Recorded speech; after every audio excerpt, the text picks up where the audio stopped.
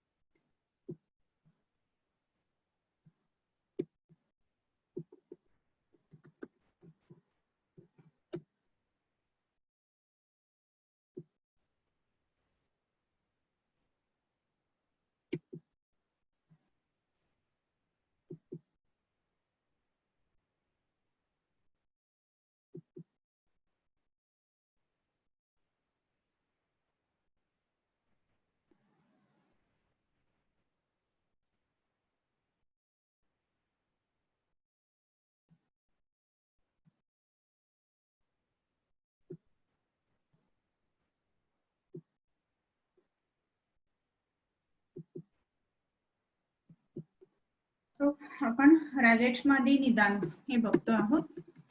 राजेशमादी निदान बघत असताना त्याच्या सोबत बरेच वेगवेगळे व्याधी आलेले आहेत, तर त्या व्याधींचा आपण विचार केला आणि त्याच्यानंतर हृदरोग आणि तृष्णा इथपर्यंत आपण आलेलो होतो।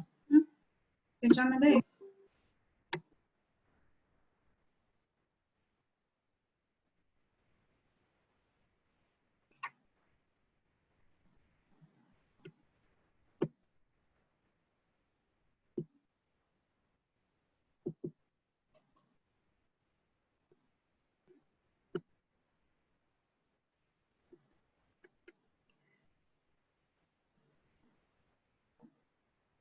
वातात पित्तात कफात तृष्णा संधिपातात रसाक्षयात। आपण हे रसक्षय हे एक त्याचं वेगळं कारण किंवा हेतू हे बघितलेला होता किंवा प्रकार।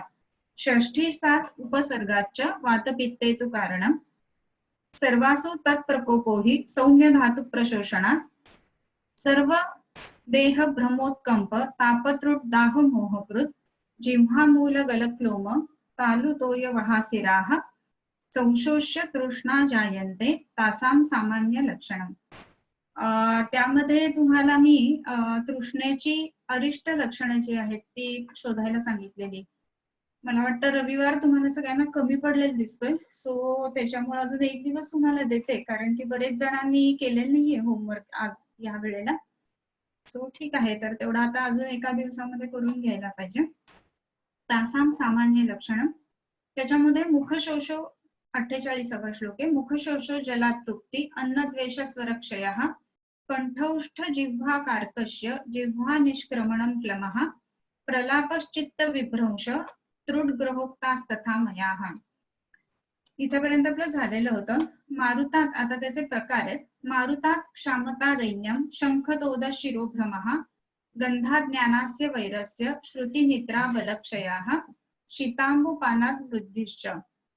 त्याच्यामध्ये वातज पित्तज आणि कफज हे सांगत असताना जो वातज तृष्णा आहे त्याच्यामध्ये काय होतं तर क्षामता म्हणजे थकवा येणं, दैन्य शंखतोद शिरोभ्रमः चक्कर आल्यासारखा, गंधाज्ञान गंधाचं ज्ञान न होणं, आस्य वैरस्य म्हणजे चवीचं ज्ञान न होणं, श्रुती क्षय कान ऐकण्याचं जे आहे ते प्रमाण कमी होणं, निद्राक्षय आणि बलक्षय।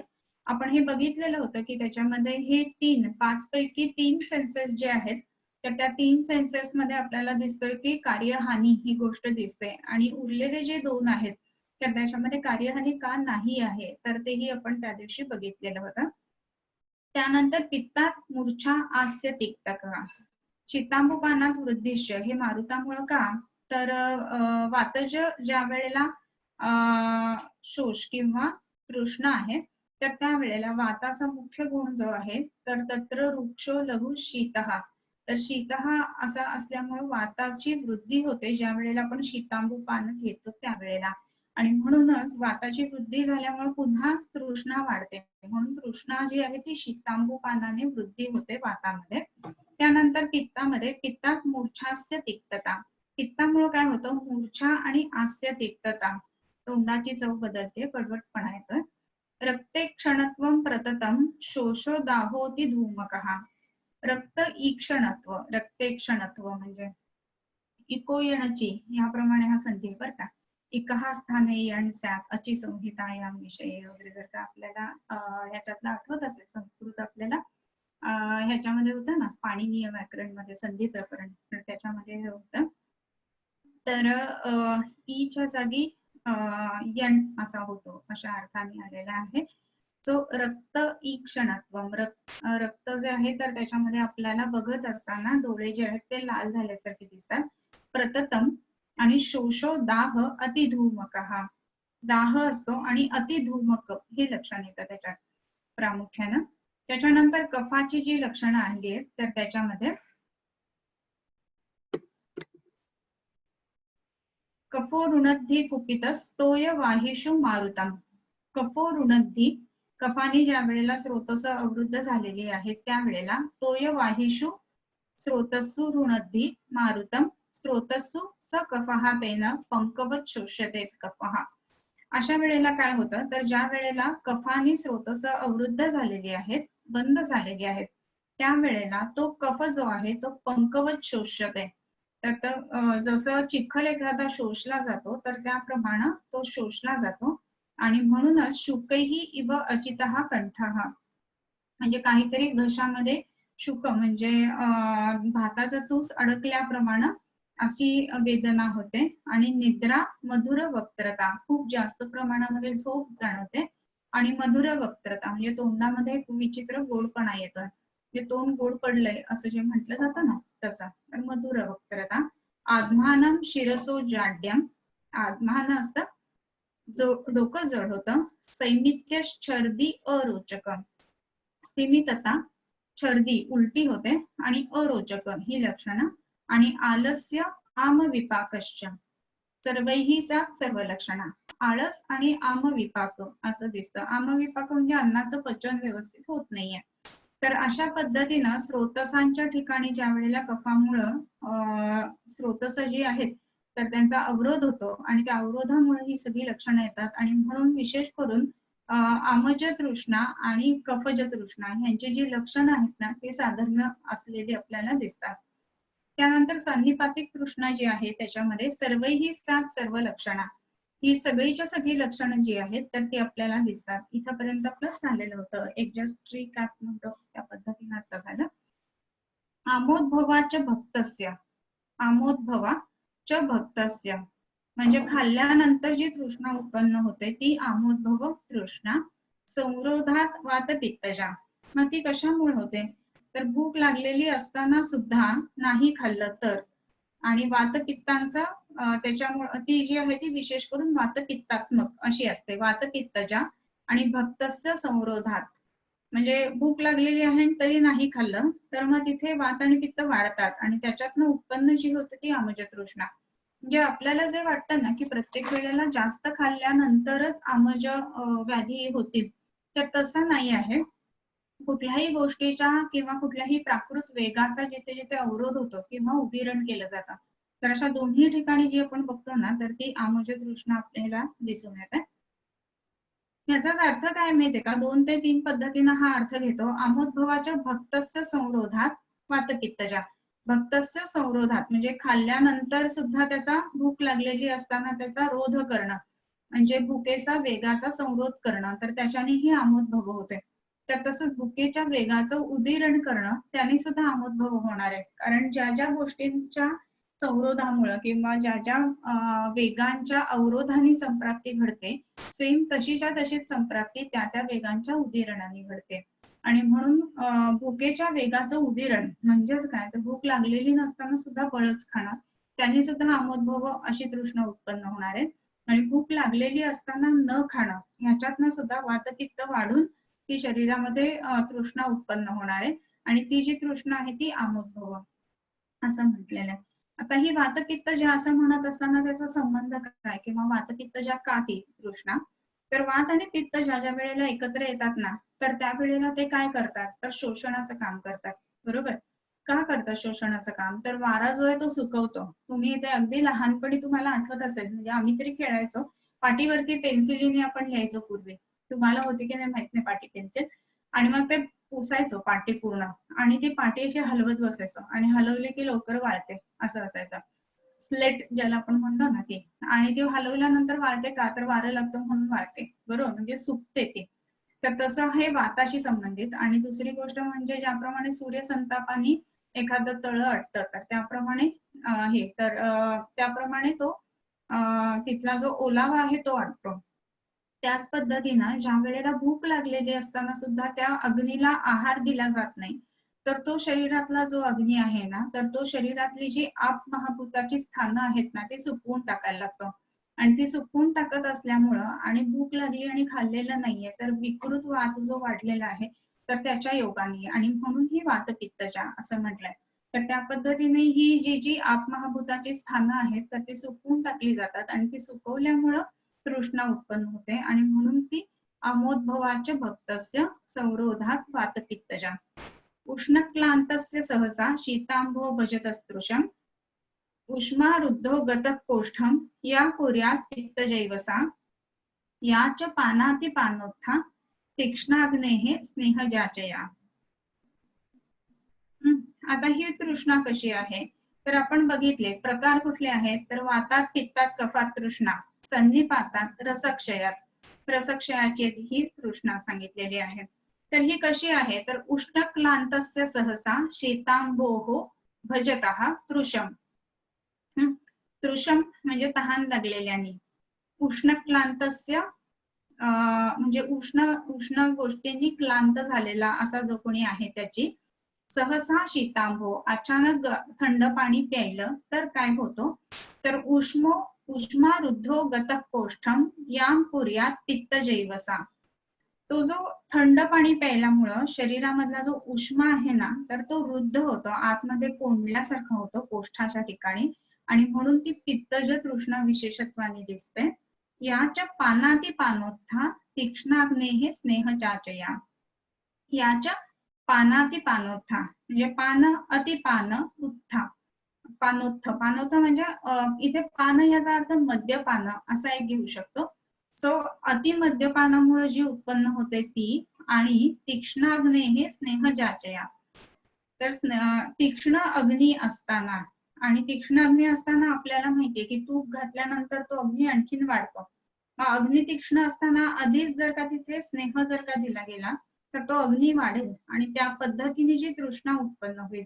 तर ह्या पद्धतीनं उष्णक्लान्तस्य सहसा शीतांभोः भजतः तृषा.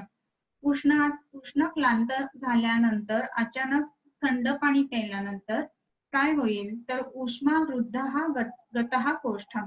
तो जो उष्मा आहे तो कोष्ठाच्या ठिकाणी अवृद्ध होतो, आणि मग ह्या पद्धतीनं ही पित्तज तृष्णा उत्पन्न होते. त्याच पद्धतीनं पानाती पानोत्थ म्हणजे अतिपानोत्थ म्हणजे मद्यपानाने जास्त प्रमाणामध्ये घेतलं तर तीक्ष्णाग्नीपासून जी उत्पन्न होते ती. तर ह्या पद्धतीची ही तृष्णा जी सांगितलेली आहे ती विशेष करून स्नेहजाचया असं म्हटलेलं असताना पित्तजैवसा असं म्हटलंय. पित्तज ही तृष्णा उत्पन्न झालेली आहे. याच पानाती पानोत्था तीक्ष्णाग्नेः स्नेहजाचया. स्निग्ध गुर्वम्ल लवण भोजनेन कफोद्भवा तृष्णा रसक्षयोक्तेन लक्षणेन क्षयात्मिका. स्निग्ध गुरुवम्ल लवण भोजनेन कफोद्भवा. स्निग्ध गुरु अम्ल लवण भोजनानि ती कफोद्भव तृष्णा. म्हणजेच काय तर कफाने उत्पन्न झालेली जी तृष्णा आहे ती कशी आहे तर स्निग्ध, गुरु, अम्ल आणि लवण भोजन घेतल्यामुळे उत्पन्न होते. स्निग्ध गोष्टींनी कफ वाढणारे, गुरु गोष्टींनी कफ वाढणारे, अम्ल गोष्टींनी कफ वाढणारे, लवण गोष्टींनी कफ वाढणारे आणि अशा गोष्टी जर का नित्य खाल्ल्या गेल्या तर जी तृष्णा उत्पन्न होते ती कफोद्भव तृष्णा असं म्हटलेलं आहे. आता लवण, अम्ल आणि स्निग्ध हे तीनही गुण आपल्या येता जातानाच्या किंवा पेशंटच्या हातात असणाऱ्या कुठल्या पाकिटांमध्ये आपल्याला दिसतात असा जर का विचार केला ना तर वेगवेगळे सगळे जे चिप्स असतात ना ते ह्याच्यामध्ये बसतात की नाही बघा. विशेष करून ज्याला टोमॅटो फ्लेवरचे चिप्स असतात ना तर त्याच्यामध्ये आपल्याला दिसतं की ते आंबट असतात, ते लवण असतात आणि ते स्निग्ध असतात. आणि ह्या पद्धतीने ते कितीही खाल्लं ना तरी पाणी पाणी पाणी व्हायला लागतं. म्हणजे खाल्ल्यानंतर ते पाण्याने पोट निम्म भरून जातं. तर अशा पद्धतीचं हे जे खाणं आहे ती कफोद्भव तृष्णा. त्याच्यानंतर तृष्णा रसक्षयोक्तेन लक्षणेन क्षयात्मिका. रसक्षयाने जी उत्पन्न होते तृष्णा ती लक्षणेन क्षयात्मिका म्हणजे क्षयज जी लक्षणं सांगितलेली आहेत त्या पद्धतीनं ही लक्षणं दाखवते ती रसक्षयाने उत्पन्न झालेली तृष्णा. मग रसक्षयाची लक्षणं कुठली आहेत आपल्याला माहिती पाहिजे.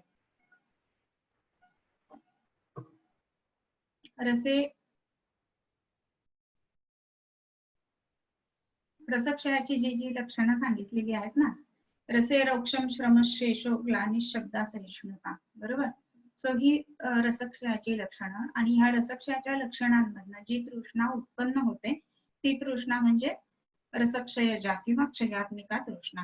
रोक्ष आहे, त्याच्यानंतर शब्द असहिष्णुता आहे, ह्या पद्धतीची ही सगळी तृष्णा झाली. आणखीन या तृष्णा रसक्षयोक्तेन लक्षणेन क्षयात्मिका शोष मोह ज्वरादि अन्य दीर्घ रोगोपसर्गोतः या तृष्णा जायते तीव्रा सोपसर्गात्मिका स्मृता. उपसर्गात्मिका आपण लक्षणं बघत होतो कुठले कुठले आहेत प्रकार ह्याचे तृष्णेचे तर वातात, पित्तात, कफात तृष्णा, संधिपातात आणि रसक्षयात आणि षष्ठीसात उपसर्गात. उपसर्ग म्हणजे काय तर वेगवेगळ्या रोग हे त्याचं कारण आहे. तर अशापासून उत्पन्न झालेली म्हणजे ती औपसर्गिक किंवा उपसर्गात्मक अशी तृष्णा. मग ही कुठली उपसर्गात्मक तर शोष, मोह, ज्वरादी अन्य दीर्घ रोग उपसर्गतः. जे जे दीर्घ रोग आहेत त्याच्यातनं उत्पन्न झालेली. मग हे दीर्घ रोग कोणते तर शोष म्हणजे आपण क्षय किंवा राजयक्ष्मा बघतोय तो. त्याच्यानंतर मोह असं म्हटलेलं आहे. तर मोह हा एक दीर्घ रोग म्हटलेला आहे बरं का त्यांनी. तर ह्याला जरासं आपण बाजूला ठेवूयात. आणि ज्वरादी अन्य दीर्घ रोग. ज्वर ह्याच्यामध्ये तर तृष्णा आपल्याला दिसते आणि म्हणून ज्वर आणि इत्यादींमध्ये जे जे दीर्घ रोग दिसतात तर त्याच्या रोगांच्या कारणांमुळे जी तृष्णा उत्पन्न होते तिला अशी जी तीव्र तृष्णा आहे तिला उपसर्गात्मिका तृष्णा असं म्हटलं जातं. आणि म्हणूनच आपण बघतो की ज्वरामध्ये खूप वेगवेगळे पानक सांगितलेली आहेत घेण्यासाठी. म्हणजेच काय तर षडंगोदकासारखं जे आपल्याला खूप कॉमनली आपण वापरत असतो. तर षडंगोदक आपण दिल्यानंतर पेशंटला तहान होत नाही आणि शिवाय ज्वराचा सुद्धा उपशम व्हायला लागतो. तर ह्या पद्धतीनं अनेक वेगवेगळे सिद्ध जल त्यांनी दिलेली आहेत तृष्णेच्या बाबतीमध्ये घेण्यासाठी. सो आता इथे आपण एक शब्द फक्त बाजूला ठेवलेला त्याच्यामध्ये शोष, मोह, ज्वरादी. शोष जो आहे तर तो राजयक्ष्माप्रमाणे आणि मोह म्हणत असताना इथे मनाचा विचार जास्त करून आलेला आहे. आणि मोह म्हणत असताना आपण कार्याकार्य विवेक हा मोह हा असं म्हणतो. कार्याकार्य विवेक म्हणजे काय कार्य किंवा अकार्य म्हणजे हे करावं किंवा हे करू नये ह्याचा जो विवेक नष्ट होतो त्या विवेकाला मोह असं म्हटलं जातं. आणि मग ही जी तृष्णा आहे का नाही मोहातनं उत्पन्न झालेली तर ती विशेष करून आपल्याला सगळ्या मानस व्याधींमध्ये दिसायला लागते. आवाज येतोय ना क्लिअर?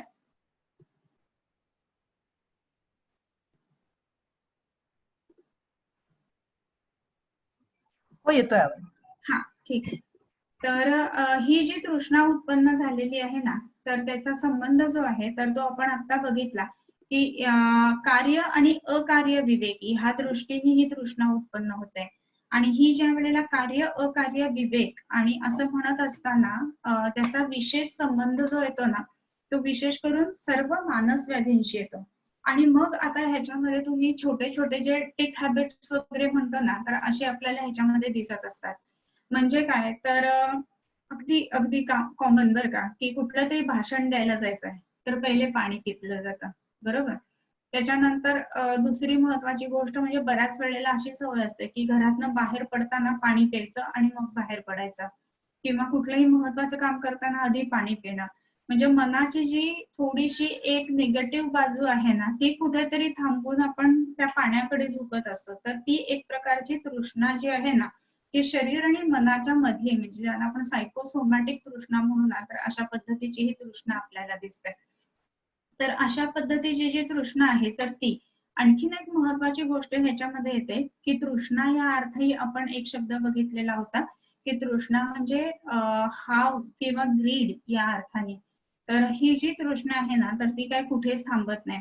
म्हणजे काय, वन रूम किचन असेल समजा, तर वन रूम किचनचं आपल्याला वाटतं वन बेड हॉल किचन असावा, मग टू बेड हॉल किचन असावा, मग बंगला असावा, मग बंगल्यात जिम असावी, मग बंगल्यातल्या जिम मध्ये आपल्या एखादा तरण तलाव असावा, मग ते असं असताना आपल्या गाडी एखादी दारात असावी. मग हे जे सगळं वाढत जातं ना, ती जी तृष्णा आहे त्याला सुद्धा तृष्णाच असं म्हटलं जातं. आणि ही जी तृष्णा आहे, तर ही तृष्णा जी आहे ना, ती पूर्णपणे मनावरती अवलंबून असणारी तृष्णा आहे. तर ही मनावर अवलंबून असणारी तृष्णा म्हणजे काय, तर मनाची हाव किंवा ग्रीड या अर्थाने ती तृष्णा आपण घेत असतो. तर ग्रीड म्हणजे काय असं म्हणत असताना करणं योग्य किंवा अयोग्य, ह्याच्यामध्ये सुद्धा कसं आहे की काही ज्या गोष्टी आहेत की त्या करणं योग्य असताना नाही असं अजिबात नाहीये.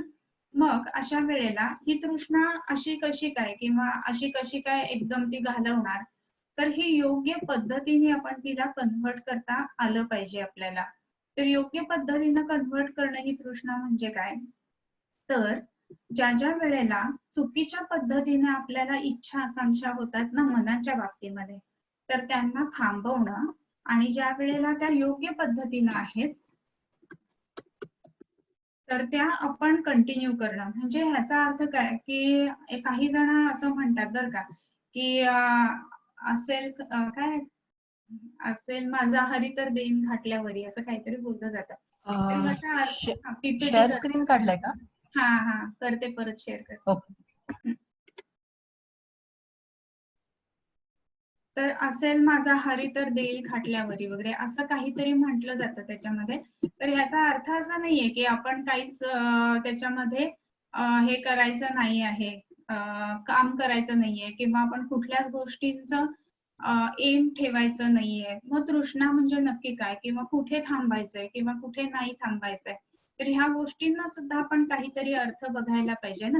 तर कधीपर्यंत ह्या गोष्टी चालू राहिल्या पाहिजेत, किंवा हे कधी करायचं आहे, किंवा कुठल्या गोष्टीची इच्छा आपण ठेवायची आणि कुठल्या गोष्टीची इच्छा नाही ठेवायची, या सगळ्या गोष्टींना महत्व येत असतं. सो ही जी तृष्णा आहे ना, ही तृष्णा थोडी वेगळी आहे बरं का. ही तृष्णा कशी आहे, तर ही समाजाला उपयोगी असणाऱ्या गोष्टी आपण ज्या करतो आणि त्याच्यासाठी जे आपण झटतो, तर ती गोष्ट चूक कुठेच नाहीये. परंतु समाजाला उपयोगी आहे किंवा नाही आहे, परंतु आपल्या स्वतःला उपयोगी आहे, हा एक भाग झाला. आणखीन एक भाग असा की आपल्या स्वतःला उपयोगी आहे किंवा आपल्या स्वतःची उन्नती करणारी ती गोष्ट आहे, परंतु आपल्या समाजाच्या दृष्टीने ती विघातक आहे. म्हणजे उपयोगी तर सोडूनच द्या, परंतु ती गोष्ट जर का चांगली नाहीये समाजाच्या दृष्टीने आणि तरी पण आपण करत असू ना, तर मग मात्र ते चुकीचं आहे. आणि ह्यालाच चरकाचार्यांनी असं म्हटलंय की 3 एषणा ज्या सांगितलेल्या आहेत ना तिसरे शनी अध्यायामध्ये, तर त्याच्यामध्ये एक तर पहिली जी आली आहे ना, तर त्याच्यामध्ये जीविताच्या संदर्भामध्ये, म्हणजे आपलं आयुष्याची एषणा ह्या अर्थाने आलेल्या आहे. त्याच्यानंतर दुसरी जी आली ती धनैषणा आलेली आहे, आणि धनैषणेनंतर जी आलेली आहे ना ती परलोकेषणा आलेली आहे. तर ह्याच्यामध्ये धनैषणेमध्ये असं सांगताना ते सांगतात की ज्या वेळेला ज्या वेळेला धन मिळवायचं आहे तर ते धन मिळवावं, परंतु हे धन मिळवत असताना कसं धन मिळवावं आपण, तर सताम अविगर्हितानी कर्माणी पूर्वित असं म्हटलेलं आहे. म्हणजेच काय, तर संत सज्जनांनी ज्या ज्या गोष्टींचं ज्या ज्या कर्मांचं ज्या ज्या कर्मांचं अविगर्हित म्हणजे त्यांनी त्या गोष्टी अयोग्य आहेत असं नाही सांगितलेलं आहे, जे चांगले आहेत असं जे सांगितलेलं आहे ना, तर ती कर्म आपण करावीत असं आलेलं आहे. मग ही कर्म कुठली?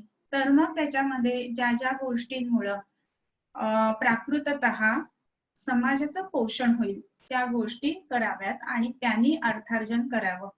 आणि इव्हन तुम्हाला सांगते की त्यांनी म्हणताना असंही म्हटलेलं आहे की ह्या कुठलीही कर्म आपण जी काही करणार आहोत, तर ती अर्थार्जनासाठी असावीत का नसावीत. तर या अर्थाने जेव्हा आलेलं आहे ना, तर त्यावेळेला ती अर्थार्जनासाठी निश्चितच असावीत. मग अर्थार्जन का करायचं किंवा त्याचं महत्व काय आहे असं जेव्हा जेव्हा सांगितलेलं आहे ना त्यांनी, तर त्याच्यामध्ये अर्थार्जनाशी संबंधित जे आहे त्याच्यामध्ये महत्वाची गोष्ट अशी येते की अर्थार्जन करत असताना एक खूप सुंदर वाक्य आहे की दीर्घ आयुष्य आहे आणि जे अर्थविहीन आहे त्या आयुष्याला अर्थ नाही असं चक्क चरकाचार्यांचं म्हणणं आहे. परंतु हा अर्थ म्हणजे पैसा मिळवण्यासाठी कोणत्या कर्मांनी किंवा कशाने हा पैसा मिळवावा, तर सताम अविगर्हितानी कर्माणी असा एक शब्द खूप सुंदर त्यांनी वापरलेला आहे की जी जी कर्म सताम अविगर्हिता म्हणजे ज्या कर्मांची निंदा केलेली नाहीये संत सज्जनांनी, तर त्यांनी हा पैसा मिळवावा. म्हणजे बऱ्याच वेळेला ना आताच्या नवीन पिढीला ह्या गोष्टी अशा थोड्याशा कन्फ्युजन मध्ये असतात की असं म्हटलेलं आहे की हे तर करायला नाही पाहिजे आणि त्याच्यामध्ये मग असं तृष्णा वाढली नाही पाहिजे किंवा संचय केला नाही पाहिजे, यम नियम आसन वगैरे आपण वाचलेले असतात, प्राणायाम प्रत्याहार ठेवायला पाहिजे वगैरे. तर मग हे करावं का प्रॅक्टिस करून धन मिळवावं, तर ह्याच्यामध्ये कुठेतरी कन्फ्युजन असतात. तर मग काय करायला पाहिजे, तर प्रॅक्टिस करावी ना निश्चितच, त्याच्यातनं धनही मिळवावं, परंतु त्यातला एक भाग किंवा कमीत कमी 1 दशांश सर्वसाधारणतः म्हटलं जातं की समाजाला उपयोगी पडेल या पद्धतीनं करावं.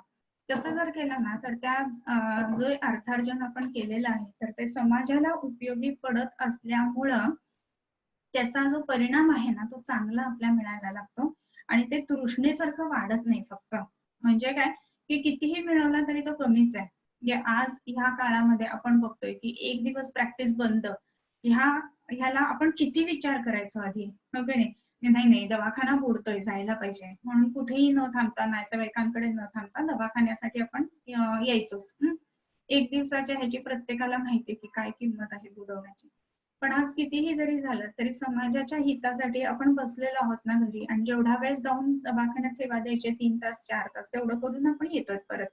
म्हणजे समाजाचा जो काही आता डिस्टन्स मेंटेन करणं म्हणतोय ती पण गोष्ट घडू शकते आणि हे पण घडू शकतं. तर अशा पद्धतीनं समाजाला त्रास होणार नाही ह्या पद्धतीनं वागणं आणि त्यातून अर्थार्जन करणं, ह्याला कुठेही चरकाचार्यांच्या मतानुसार कुठेही चुकीचं मत आहे असं नाहीये. म्हणजे पैसे कमवणं ही गोष्ट कुठेही चुकीची नाहीये, परंतु कुठल्या पद्धतीनं कमवतोय हे जास्त महत्वाचं आहे. आणि जो कमवलेला भाग आहे ना तो सुद्धा काही अंश तरी त्याच्यातला समाजासाठी आपण उपयोगी ठेवायला पाहिजे. आणि समाजासाठी जेव्हा आपण उपयोगी ठेवतो ना तर त्यावेळेला काय काय पद्धतीनं करायला पाहिजे, तर प्रत्येक वेळेला खिशातून काढूनच द्यायला पाहिजे असंही नाहीये बरं का. मग आपल्या भाग्याने किंवा आपल्या परंपरेनुसार आपल्या ट्रस्ट तर्फे खूप वेगवेगळ्या ठिकाणी आपले शिबिरं वगैरे चाललेली असतात, तुम्हाला माहिती आहे. तर आपण प्रत्यक्ष काही वेळेला जाऊन तिथे सेवा देऊ शकतो. म्हणजे मी काय ट्रस्ट हे करते वगैरे असं काही नाहीये बरं का ह्याच्यात, पण किती छान पद्धतीने आणि नोबल प्रोफेशन आपल्याला मिळालेलं आहे. तर ह्याची एक थोडीशी जाणीव ह्या दृष्टीने सांगते की आता आपण समजा नवीन नवीन प्रॅक्टिस आहे, तर उठून काहीतरी देणं ही गोष्ट शक्य नाहीये, तर आपण महिन्यातनं 1 दिवस जाऊन तिथे सेवा करू शकतो की नाही. आणि तसं केल्यामुळे तो सेवा केल्याचा जो आनंद भाव असतो ना तो पण मनामध्ये येतो. आणि दुसरी एक महत्वाची गोष्ट त्याच्यातनं अशीही होत असते की एकाच वेळेला अनेक खूप सारे पेशंट बघणं ही गोष्ट आपल्याकडनं घडत असते. त्याच्यामुळे क्वचित धर्म हा पण होतं आणि कर्माभ्यास क्वचित चेती ही पण गोष्ट त्याच्यामध्ये होत असते. म्हणून ह्या पद्धतीनं करावं. मग आता तुम्ही म्हणाल की मी खूप बिझी आहे, मुलं लहान आहेत, मला जाऊन काही करणं शक्य होत नाही, तर मग आता मी काय करावं. मग असे कारण खूप जणांना प्रश्न असतात बरं का, मला कल्पना आहे. मग असं जर का असेल ना मग त्याच्यामध्ये आपण एक सेवा म्हणून असं घ्यावं की मी दर महिन्याला 2 किलो गुळवेल ह्या दवाखान्याला देईन, गुळवेलीची पावडर देईन. तर हे छोटंसं किंवा आपण खारीचा वाटा जरी म्हटलो ना, तरी सुद्धा ती तिथे एक मदत होत असते आणि आपल्याला एक समाधान लाभत असतं. मग तिसरी केस असते की मला काढून देणंही शक्य होत नाहीये, तर मग मी काय करू? मग तिथला जो काही हे आहे किंवा समजा मी डॉक्टरच नाहीये आणि माझी इच्छा आहे की मी ह्या ट्रस्टच्या कामासाठी काहीतरी करावं, तर तिथे नावनोंदणी, रजिस्ट्रेशन ह्याही गोष्टीसाठी आपण मदत करू शकत असतो. तर असं आयदर वे कुठल्या ना कुठल्या ठिकाणी समाजाला उपयोग होईल आणि त्याच्यामध्ये कुठलाही दुसरा आपला हेतू नसावा. नाहीतर तिथे जाऊन सुद्धा हा पेशंट माझ्याकडे कसा येईल असं जर का करायला लागलं तर ते कठीण होतं. चॅरिटेबल म्हणत असताना ते पूर्णपणे सेवाभावी ह्याच वृत्तीने व्हायला पाहिजे. त्याचं एक महत्वाचं कारण सांगते तुम्हाला, हे का आणि कशासाठी करायचं. तर जे जे काही आपण कर्मफल पाक सिद्धांत बघितलेला आहे हा, तर कर्मफल पाक सिद्धांतामध्ये कर्मफलाचा नाश होण्यासाठी, कर्माचा होतच नाही ना, कर्मफलाचा नाश होतो. तर कर्मफलाचा नाश होण्यासाठी काही प्रायश्चित्त म्हणून सांगितलेले असतात आणि त्याच्यामध्ये समाजाचं ऋण फेडणं हे एक प्रायश्चित्त आहे. आणि तसं जर का केलं गेलं ना, तर आपल्याला मनाचं समाधान मिळायला लागतं आणि त्याच्यापासून लिंगदेहावरती परिणाम येत असतो. आपल्यामध्ये हळूहळू उन्नती होत असते. म्हणून या गोष्टी कराव्या. आणखीन एक महत्वाची गोष्ट म्हणजे ज्या वेळेला तुम्ही ना काहीही तुमचा स्वार्थ नसताना, तुमचा हेतू काहीही नसताना एखादी गोष्ट दुसऱ्याला दिली किंवा एखादी गोष्टीची दुसऱ्याला मदत केली, तर आपल्याला जो स्वतःहून आनंद होतो ना, तो प्रत्येकाने अनुभवला असेल. आणि तो जो आनंद आहे ना, तर तो आपल्या लिंगदेहावरती कारणीभूत असतो. त्या आपल्या शरीरामध्ये तो तसे बदल करत असतो. त्याला आपण लिम्बिक सिस्टीम म्हणतो, त्याच्यावरती त्याचा परिणाम येत असतो आणि म्हणून आपल्याला पॉझिटिव्ह वाटतं, एनर्जेटिक वाटतं अशा ठिकाणी गेल्यानंतर किंवा अशा ठिकाणी मदत केल्यानंतर. तर हा जो पॉझिटिव्हनेस, एनर्जेटिकनेस हे जे घ्यायचं असेल ना, तर त्या दृष्टीने आपली तृष्णा जी विकृत पद्धतीनं जाती आहे, तर तिला कुठेतरी अटकाव घालून आपण तिला योग्य मार्ग दाखवणं असं जर का केलं ना, तर विवेक जागृत राहणं ही गोष्ट खूप छान होत असते. एक माऊलींची ओवी आहे छोटीशी, सांगते आणि मग त्याच्यानंतर हा कृष्णेचा अध्याय होईल आपला.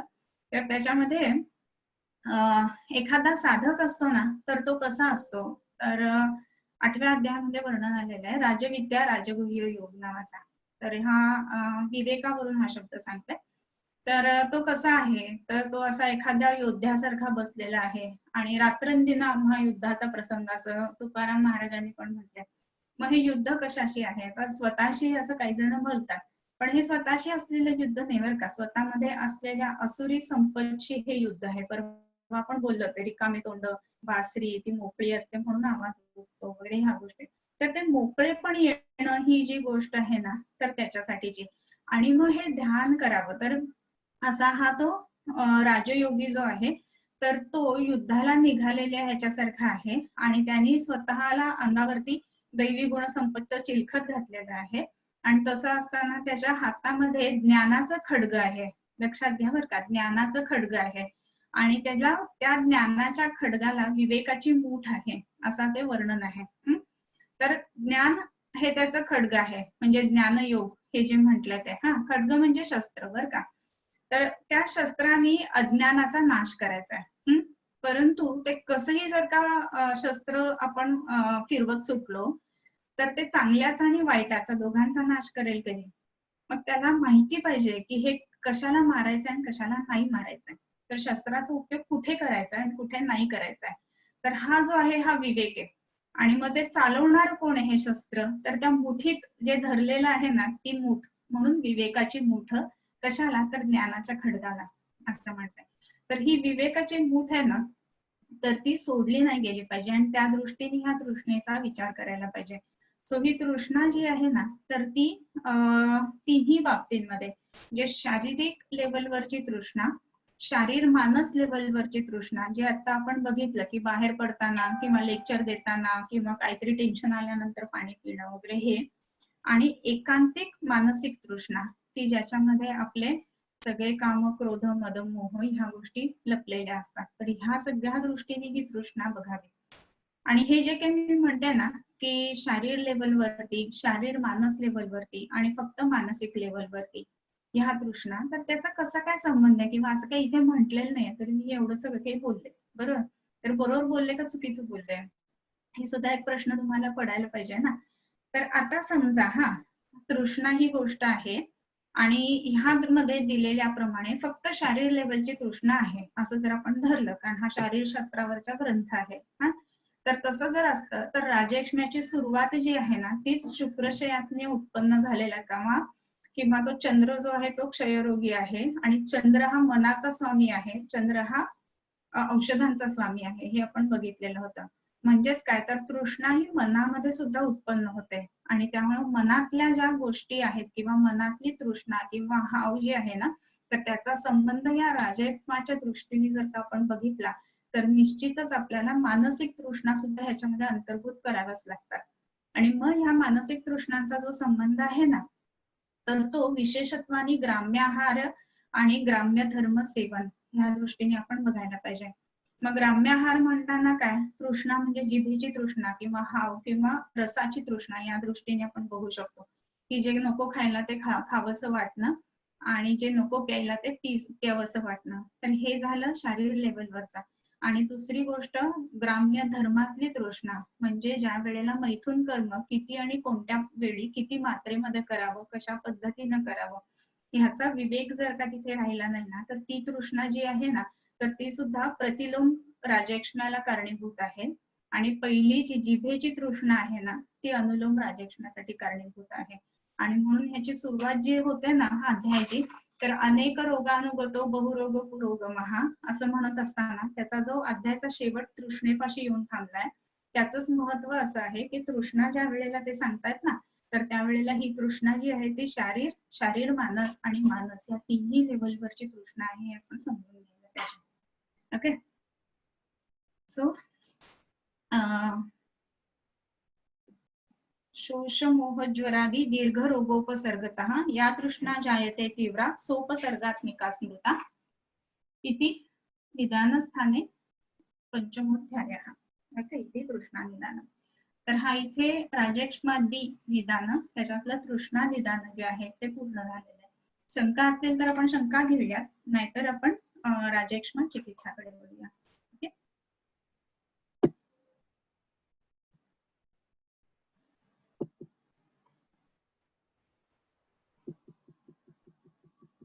शंका बऱ्याच दिसतात. मॅम एक पेशंट आहे 55 इयर्स, त्यांना 2 इयर्स पिरियड्स आले नाहीत आणि 4 to 6 मंथ्स पासून रोज स्पॉटिंग होता. USG रिपोर्ट बल्की युट्रस ह्याचा विचार कसा करावा आणि काय द्यावे. ओके,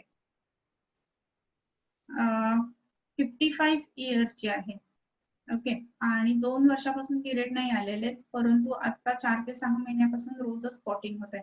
तर 55 वर्ष हे जे वर्ष आहे तर ते रजोनिवृत्तीनंतरचं वर्ष धरायला पाहिजे आणि हे जे स्पॉटिंग आहे ते थांबणं मस्ट आहे. ओके, सो पिरियडच्या दृष्टीने जर बघितलं तर याला रजोनिवृत्ती काल असंच म्हणायला पाहिजे आणि रजोनिवृत्ती नंतर झालेला योनिगत रक्तस्राव असंच म्हणायला हवं.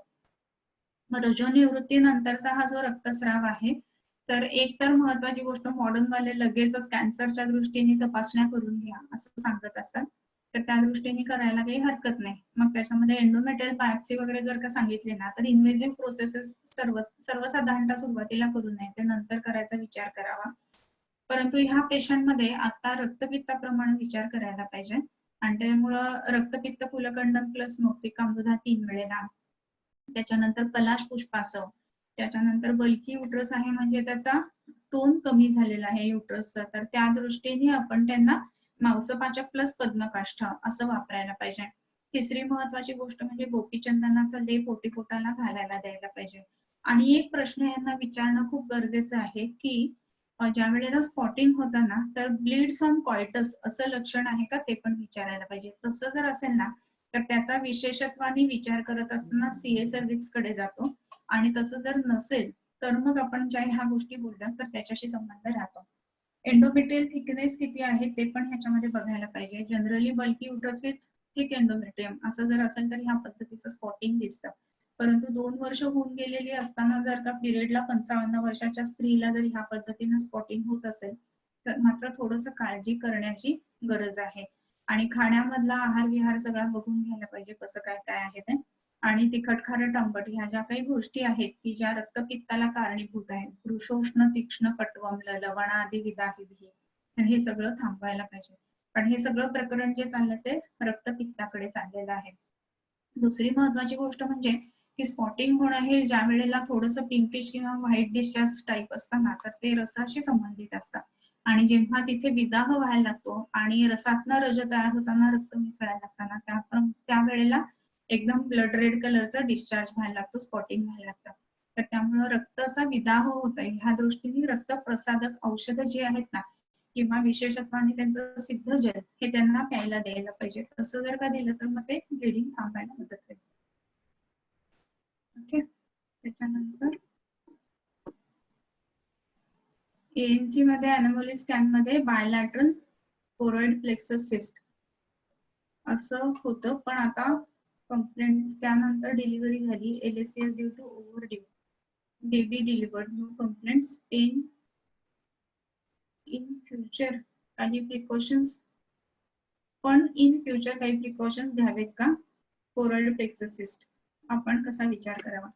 बऱ्याच वेळेला हे कसं असतं ना, सगळं इमेजिंग असतं आणि दिसतं म्हणून ते तसंच असतं असंही होत नाही. काही वेळेला मिसगाईड पण होऊ शकतं. आणि आता जर का काहीही कंप्लेंट्स नाही आहेत ना, तर एक गोष्ट आपण करू शकतो की बाहेर आल्यानंतर बेबीचं USG रिपीट करू शकतो बरं का. तर फॉन्टानल्स म्हणून USG करता येतं आणि तसं काही आहे का एकदा बघून घ्यावं. पण जर का सिम्पटम्स काही नसतील ना, तर ते लेट गो केलं तरी सुद्धा चालेल. काही विशेषत्वाने काळजी घ्यायला पाहिजे असं काही वाटत नाही मला. नंतर ऍडिक्शनचा विचार तृष्णा ह्या व्याधीप्रमाणे करता येईल, अगदी नक्की बरं का. तुम्ही विचारले तृप्ती सावंत. मग ऑनलाईन सेक्शुअल ऍडिक्शन और रमी ऍडिक्शन याचं पण तृष्णेप्रमाणे विचार करावा का? अगदीच करावा. कोणतंही व्यसन आहे ना, तर त्याचा विचार तृष्णेप्रमाणे आपण करूच शकतो.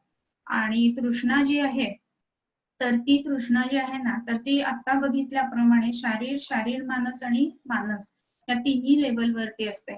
आणि ह्या तिन्ही लेवलवरती असल्यामुळे त्याचा विचार आपण तृष्णेप्रमाणे, म्हणूनच तृष्णा प्रशमन गणातली औषधं किंवा ह्याचं जे आहे ना उदक व स्रोतसावरती जाणारी औषधं, ह्या गोष्टींचा विचार आपण सगळ्या ह्या व्यसनांमध्ये निश्चितच करू शकतो.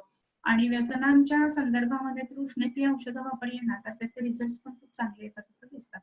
सो कुठलेही ऍडिक्शन, म्हणजे खूप जास्त मोबाईल बघणं हे सुद्धा शरीरामध्ये वातपित्त वाढवणारच आहे. आणि त्याच्यात विशेषत्वाने जर का आपण बघितलं ना, तर खूप जास्त स्पीड असणारे गेम्स वगैरे जनरली ह्या लोकांना आवडत असतात, की ज्याच्यामध्ये वात आणि पित्त दोन्ही वाढत असतात. कारण त्याच्यामध्ये कलर्स वगैरे असे एकदम खूप व्हायब्रंट वापरलेले असतात आणि म्हणतो दिसायला पहिल्यांदा छान वाटत असतं, परंतु ते डोळ्याच्या दृष्टीने चांगलं नाहीये. आणि आलोचक पित्त पहिले बिघडतं, त्याच्यानंतर मन बिघडतं, असं म्हणून मग ती ऍडिक्शन लागायला लागते. आणि म्हणून डोळ्यात औषधं टाकायला देणं हे सुद्धा महत्वाचं राहतं. आपण बघितलेलं होतं की त्या अवयवाला सुद्धा एक बुद्धी आहे. सो डोळ्यांना स्वतःची बुद्धी आहे की त्यांनी काय बघावं किंवा नाही बघावं. आणि मग मन जसं ओढेल तसं ते सगळीकडे जातात. परंतु ही इंद्रिय जी आहेत ना, त्यांना ती स्वतःची बुद्धी शाबूत ठेवण्याच्या दृष्टीने त्या ठिकाणी औषध घालणं किंवा त्या स्रोतसांमध्ये, बहिर्मुख स्रोतसांमध्ये औषध घालणं ही गोष्ट गरजेचं राहतं. आणि म्हणून मग इथे महापैशाची घृत किंवा महाकल्याण घृताच्या डोळ्यांवरती घड्या ठेवायला देणं, त्याच्यानंतर बला तेल आहे ते कानामध्ये घालायला देणं, असं करायला पाहिजे. त्याचं कारण ही डोळ्यात कान आणि हे सगळे एकत्र शृंगाटकापाशी मिळतात आणि म्हणून डोळ्यात औषध घालू देत नसेल तर कानामध्ये घालावं, तरी पण त्याचा परिणाम चांगला दिसत असतो. ओके. त्याच्यानंतर 70 year male patient, history of hypertension diabetes, भटजी आहेत आणि पूजा सांगण्याचे काम करतात. वर्षापूर्वी पूजा सांगता आवाज बसला. ENT तसेच बाकी सर्व स्पेशालिस्ट डॉक्टर्सना दाखवले, पण लक्षणात फरक नाही. सध्याची लक्षणं बोलता येत नाही, वजन खूप कमी झाले आहे आणि ह्याचा विचार कसा करावा. एकदम टिपिकल स्वरसाद आणि राजयक्ष्मा असंच हे लक्षण आहे. आता जर का त्यांचं ऑक्युपेशनच भटजी असं आहे ना, तर त्या रोज कमीत कमी एक 4 ते 5 तास तरी मोठ्या आवाजात ते बोलत असतात मंत्र वगैरे. आणि तुम्ही जर का बघितलं असेल ना, तर यज्ञांच्या ठिकाणी किंवा इव्हन वास्तुशांती वगैरे असते तर त्याही वेळेला जी पूर्णाहुती घालतात ना, तर ते उच्च स्वरामध्ये बोलत असतात. तर नॉर्मली आता समजा आपण ह्या स्वरात बोलतोय मध्य स्वरामध्ये, तर त्याला एक उच्च, उदात्त, अनुदात्त आणि स्वरित असे 3 स्वर असतात वैदिक ज्या ऋचा असतात त्यांच्यासाठी. तर ते बोलताना अशा उंच स्वरामध्ये बोलतात, ओम पूर्णमदः पूर्णमिदं. तर हा जो आवाज काढला जातो ना, टिपेचा आवाज, तर त्या गोष्टींमुळे पुन्हा पुन्हा बोलणं आणि ह्याच्यावरती ताण येणं आणि जास्ती बोलण्यामधनं रसाचा क्षय होणं आणि त्या रसाच्या क्षयातनं रागेक्षणाकडे संप्राप्ती झुकणं ह्या गोष्टी दिसतात. म्हणून खूप जे बोलायचे जे जे व्यवसाय असतात तर त्यांच्यामध्ये ह्या गोष्टी दिसतात आणि म्हणून यांना बोलण्या करायला देणं, त्याच्यानंतर रसपाचकाबरोबर अंगप्रशमन गण वापरणं या गोष्टी महत्वाच्या राहतात. याच्याच बरोबरीने आणखीन काय काय द्यायला पाहिजे, तर गुडुच्चामृत म्हणून जे राजेक्षणामधलं औषध आलंय ना, तर ते तिथे वापरायला पाहिजे. आणखीन एक महत्वाची गोष्ट म्हणजे षटपलक वृत्त जे आहे ना, तर ते रोज त्यांना पोटात घेण्यासाठी आणि गुळण्या करण्यासाठी ह्या दोन्ही पद्धतीने वापरायला पाहिजे. तर घृत तोंडात धरून नुसतंच कवल पद्धतीनं करायचं म्हणजे आवाज करून करणं, ह्याला आपण कवल असं म्हणतो. तर त्या पद्धतीनं जर केलं ना, तर ते आवाज त्यांचा यायला मदत होईल. त्याच्या बरोबरीने दिव्य सोम नाकाला आणि शिवासंचयनी घशाला असं जर का लावलं तर त्याचा परिणाम चांगला येतो. आणखीन एक महत्वाची गोष्ट ह्याच्यामध्ये आपण बघितलेली होती की शब्दाची उत्पत्ती जी आहे ना, ती परापश्यंती मध्यमा वैखरी याप्रमाणे परेपासून आहे. तर परावाणी स्पष्ट आणि चांगली व्हावी यासाठी नाभीला बल देणं गरजेचं आहे आणि म्हणूनच त्या ठिकाणी बलातेलाचं नाभीपुरण किंवा बलामुचरसचं नाभीपुरण असं जर केलं ना, तर आवाज चांगला यायला. ऍक्च्युली ना, नाभीपुरण ही जी पद्धत आहे औषध देण्याची किंवा आपण route of administration of drug असं ज्याला म्हणतो, तर हे एका गुरुजींच्या मुळच सुचलेली गोष्ट होती. तर ते गुरुजीच होते आणि लहान होते मात्र बरं का, एक 18-20 वर्षाचे होते ते आणि त्यांचं पाठांतर वगैरे खूप होतं आणि तरी सुद्धा त्यांचे वडील समोर आले ना की ते गप्प बसायचे आणि अजिबात बोलायचे नाही. वडील सुद्धा ह्याच व्यवसायामध्ये होते, म्हणजे गुरुजी होते. आणि मग ते मला एकदा विचारायला आले की तो अदरवाईज खूप छान पाठ आहे सगळं त्यांचा, परंतु मी समोर आले की बोलत नाही, तर काय करावं. तर भीती घालवायची जर का असेल ना, तर भीती सुद्धा पोटात गोळाला म्हणतो आपण भीती येताना, हो की नाही. तर पोटात गोळा आला जर का, तर मग त्याचं औषध पोटातच द्यायला पाहिजे ना, म्हणजेच आवाज फुटेल. आणि भीतीने आवाज फुटत नाही, बरोबर. आणि म्हणून मग तो पोटातला गोळा जाण्यासाठी म्हणून मनाला बल मिळालं पाहिजे, पण हे मनातलं जे बळ आहे ना, ते गृहिणीत नाही यायला पाहिजे. या अर्थाने ते औषध जे आहे ते नाभीमध्ये घालायला दिलेलं होतं आणि परावाणी जी आहे ती नाभीमध्ये, म्हणून ते दिलेलं होतं. आणि रिझल्ट एवढा फास्ट आणि पटकन आलेला ना, पुढच्या 1.5 महिन्यामध्ये एकदम ते मस्तपैकी गुरुजी समोर आले तरी मोठ्या आवाजात बोलायला लागलेले होते. तो व्यवसाय या दृष्टीने त्यांची खूप वाढ चांगली झाली त्याच्यानंतर.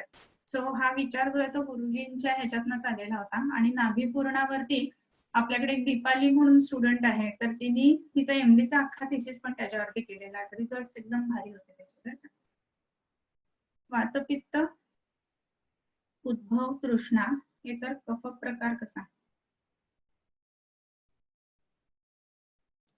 हा, आता कुठलाही व्याधी जो असतो ना, तर त्याचा प्रामुख्याने 2 दोष संप्राप्ती करतात, परंतु म्हणून कफाने तृष्णा होणार नाही असं नाहीये. त्यांनी दिलंय ना त्याच्यामध्ये की कफोरुणद्धी स्रोतसाम असं दिलंय. कफाने ज्या वेळेला तृष्णा होते ना, तर त्यामध्ये कफामुळे स्रोतसांचा अवरोध होतो आणि स्रोतसांचा अवरोध झाल्यामुळं जो वात आहे तर तो स्रोतसांमध्ये अडकून पडतो आणि तो स्रोतसांमध्ये अडकलेला वात जो आहे तो अग्नीला पुन्हा प्रखर करायला लागतो, पण तो तिथे तिथेच फिरणार आहे म्हणून. आणि तो अग्नीला प्रखर करतो म्हणून पुन्हा शरीरातला आपधातू आहे त्याचं शोषण होतं आणि ते शोषण झाल्यामुळे पुन्हा तृष्णा उत्पन्न होते, म्हणून कफज तृष्णा असं आलेलं आहे. ओके, तर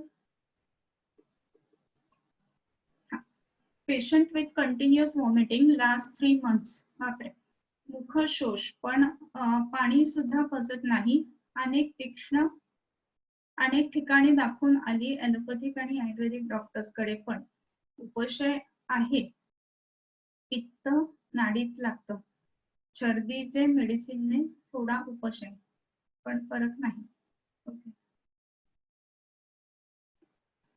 ह्याच्यात एकतर वय किती आहे हे माहिती पाहिजे बरं का. म्हणजे हे जर ओल्ड एज पेशंट असेल ना, तर पाणी सुद्धा पचत नाही ह्या गोष्टीचा अर्थ थोडासा सीए सारख्या कंडिशन्स कडे जातो.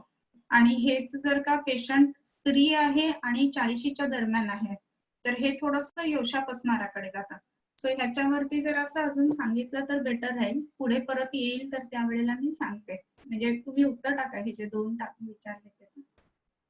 त्याच्यानंतर प्रमेह पूर्वरूपामध्ये गलतालू शोष आलेला आहे, तिथे तृष्णाचा विचार कसा करावा. कसं आहे ना की प्रमेहामध्ये प्रमुख जो आहे तो मेद आहे आणि मग त्याच्या बरोबर मोठा दूषसंघ आहे. मेदाचा जो काय म्हणू आपण मल आहे तो म्हणजे स्वेद आहे. स्वेदामध्ये विकृती आहे आणि म्हणून स्वेदाधिक्य आहे. म्हणून शरीरामध्ये आत्महाभूत कमी होतं स्वेदाधिक्य असल्यामुळं. आणि शरीरातला आत्महाभूत जिथे जिथे शोष होतोय ना तर तिथे तिथे तृष्णा उत्पन्न होते. म्हणून प्रमेहामध्ये पूर्व रूपामध्ये गलतालू शोष असायचा. प्रमेहाचा जर पेशंट आपण बघितला ना तर नॉर्मली जसा घाम येतो असा टपटप पडणारा, तर तसा घाम या प्रमेही लोकांना येत नाही. तुम्ही जर बघितलं तर त्याचे बसलेले असतात, इरिटेबल असतात आणि त्यांचे चिकट घाम असतात. असा टपटप पडणारा घाम नसतो कधी, चिकट घाम येतो त्यांना आणि ते घाम असे पुसत असतात आणि त्याचा घाम असा ओघळून निघून जात नाही. याचं कारण काय तर विसरत्व असतं, एक सांद्रत्व असतं घामाला, कारण मेदातनं उत्पन्न झालेला तो आहे म्हणून, विकृत स्वरूपाचा आहे म्हणून आणि साम आहे म्हणून तो चिकट आहे. आणि म्हणून हा जो काही बाहेर पडणारा घाम आहे तर त्याला एक वेगळा वास सुद्धा असतो. तर प्रमेहाच्या पूर्व रूपांमध्ये घाम येतो असं जर का म्हटलेलं असेल ना, समजा एक उदाहरण सांगते, तर कोणालाही खूप घाम आला की आपण लगेच अरे बापरे प्रमेहाची पूर्वरूप का, तर असं नाही करायला पाहिजे. जर तो अच्छ ज्याला म्हणू ह्या पद्धतीचा जर ओघळून निघून जाणारा घाम असेल ना तर तो बहुत करून प्रमेहाचा नसतो, हे आपण लक्षात घ्यायला पाहिजे. प्रमेहाचे घाम असे ओलसर असं दिसतात, ते चिकचिक चिकचिक दिसतं त्यांना आणि ते असे रेस्टलेस असतात लोक आणि त्यांना समजत नसतं की त्यांना एक विशिष्ट प्रमेहाचा विसरगंध येतोय ते, पण बाकीच्या समोरच्या माणसांना समजत असतं की ह्यानी आता कपडे बदलावेत ते असं. तर टीबी पेशंटला परिकर्तिका किंवा पाईल्स असेल तर त्यात अनुलोम का रेचक विचार करावा. परिकर्तिकेचा विचार करताना नेहमीच म्हणजे अनुलोम किंवा रेचक असा विचार करण्याच्या पेक्षा सुद्धा ना परिकर्तिकेमध्ये व्रण भरणं किंवा व्रणाचं शोधन करून व्रणाचं रोपण करणं ही गोष्ट आपण बघायला पाहिजे. परिकर्तिका होत असताना त्याचं कारण बऱ्याच वेळेला सुरुवातीचा मलभाग असतो तो कडक असतो आणि म्हणून परिकर्तिका उत्पन्न होते. पण परिकर्तिका जर का उत्पन्न होत असेल तर मग त्याच्यामध्ये काय करायला पाहिजे, तर तिथला जो टिश्यू आहे ना तर तो चांगला यायला पाहिजे आणि टिश्यू लेवल चांगलं नसल्यामुळंच विशेष करून टीबीच्या पेशंटमध्ये परिकर्तिका उत्पन्न होत असतात. त्याच्यामुळं मल जो आहे तर त्याची कन्सिस्टन्सी चेंज होणं, त्याच्या ह्याच्या बरोबर म्हणजे सॉलिडिटी आणि लिक्विडिटी ह्याही पेक्षा जास्त त्याची कन्सिस्टन्सी चेंज होणं महत्वाचं आहे. ऍसिडिक जर का असेल तयार झालेला मलभाग किंवा पुरीश, तर त्याच्यामध्ये काय व्हायला लागतं की हे पुरीश ऍसिडिक असल्यामुळं बाहेर येत असताना तिथला जो भाग असतो ना गुदद्वाराच्या ठिकाणचा, तर तिथे तो सोअरिंग करून मग तो बाहेर पडायला लागतो आणि तसं ज्या ज्या वेळेला होतं ना तर त्या वेळेला तिथलं ते लवकर बरं होणं ही गोष्ट घडत नाही आणि म्हणून परिकर्तिकेमध्ये लोकल ऍप्लिकेशन साठी औषधं खूप चांगली काम करतात. जसं आपण चांगेरी घृताचा दूध पिचू देतो किंवा दुखत असेल जास्त तर अमरवेलाचा पिचू द्यायचा, अमरवेल तेलाचा, किंवा त्याच्या ठिकाणी आपल्याला जर का किंचितसा स्राव आहे चिकटसर असं जर वाटत असेल ना तर जात्यादी तेलाचा तिथे दूध पिचू द्यावा.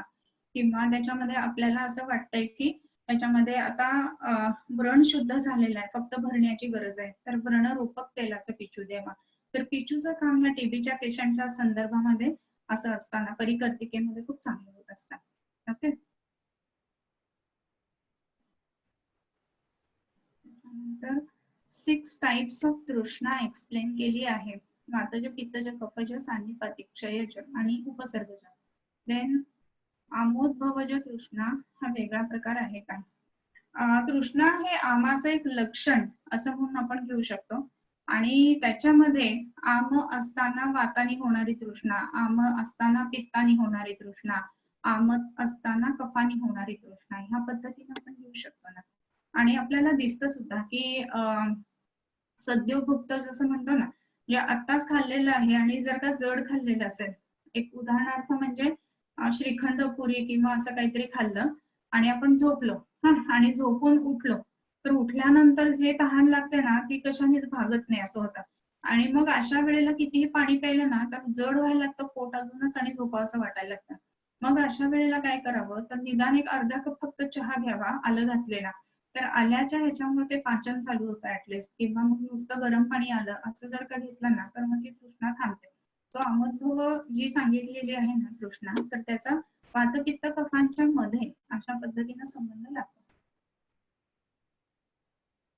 त्याच्यानंतर patient having history of TB admits that taking treatment since 6 months, 3 more months of treatment remaining. Is conception advisable in this case? Further conception पूर्वी काय आयुर्वेदिक चिकित्सा करावी? हिस्ट्री मध्ये पूर्वी एक मिसकॅरेज झालेला आहे. फॅलोपियन ट्यूबचं ज्या वेळेला टीबी बसतो ना तर त्यावेळेला एक महत्वाची गोष्ट त्याच्यामध्ये घडते ती म्हणजे आतली जी सिलियरी ची ऍक्शन्स असते ना तर त्या सिलियाची ऍक्शन्स, तर त्या सिलियाची ऍक्शन्स त्याच्यामध्ये थांबते किंवा तो फ्लोरा असतो तो निघून जातो.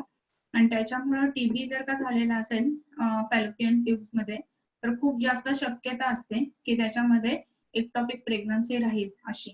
तर त्यामुळं इथे घृतसेवन, घृतपान करणं ही गोष्ट खूप गरजेची राहते. तुम्हाला जर का माहिती असेल ना तर एक ऍब्डॉमिनल टॉयलेट जसं करतो ना तसं हे सांगितलेलं आहे दुधाने ऍब्डॉमिनल टॉयलेट करावं कुठलंही ज्या वेळेला ऍब्डॉमिनल ऑपरेटिव्ह होतं त्यावेळेला सुश्रुतामध्ये. त्याच्यामुळे काय होतं तर दुधात लपलेला जो स्नेह असतो त्यामुळे ते दोन लेअर एकमेकांपासून चिकटत नाही असं म्हटलेलं आहे. सो टीबी जर का ऍडनेक्झाचा झालेला असेल ना तर त्याच्यामुळे तिथे एकतर ट्युबल ब्लॉक बसण्याची खूप शक्यता असते. पण ट्युबल ब्लॉक बसला नाही तर आपला सिलियरी लेअर डॅमेज होतो आणि त्याच्यामुळे एक्टॉपिक प्रेग्नन्सी राहण्याची खूप शक्यता असते. आणि म्हणून या पेशंटला उत्तम पद्धतीनं स्नेहपान आधी करायला पाहिजे. स्नेहपान करत असताना राजक्षम्याच्या अधिकारामध्ये असणारी तेलतूप वापरायला पाहिजे. बाह्य आणि अभ्यंतर दोन्ही. स्नेहपान म्हणत असताना आपल्याला फक्त पोटात द्यायचं एवढंच माहिती असतं. हे पहिले शमन मात्रेमध्ये द्यावं आणि शमन मात्रेमध्ये देऊन मग आपल्याला एका स्टेज पर्यंत ती पेशंट आली स्नेहनाच्या किंवा त्याच्या पुढे शोधन मात्रेमध्ये स्नेहन करून मग वमन विरेचन वगैरे शोधन कर्म करून मग त्याच्यानंतर कन्सिव्ह करायला पेशंटला सांगावं. कसं आहे ना की आपल्याला वमन विरेचन बसती नसते ही पंचकर्म करणं महत्वाचं आहे, मला काही नाही म्हणायचं नाहीये, परंतु त्याच्या आधीची जी पूर्वकर्म सांगितलेले आहेत ना स्नेहन आणि स्वेदन ती सुद्धा तेवढीच महत्वाची आहेत ह्या सगळ्या गोष्टी कमी येण्याच्या दृष्टीने. म्हणून पोटामध्ये षटफलघृताचं स्नेहन सांगणं, त्याच्यानंतर बला किंवा चंदन बला तेलाच्या घड्या पोटावरती ठेवायला देणं आणि त्याच्यानंतर अतसी उपनाहाचा पोटीस लावणं असं जर केलं ना तर तो पूर्ण पेल्विक एरिया की ज्याच्यामध्ये ट्युबरक्युलर इन्फेक्शन बसलेलं आहे तर त्याचा परिणाम जो आहे तो मिनिमाइज व्हायला लागतो आणि तो परिणाम मिनिमाइज झाल्यानंतर मग हे सिलियरी ची ऍक्शन वगैरे जी आहे ती रिस्टोर व्हायला मदत होत असते. तर त्या दृष्टीने हा विचार करावा.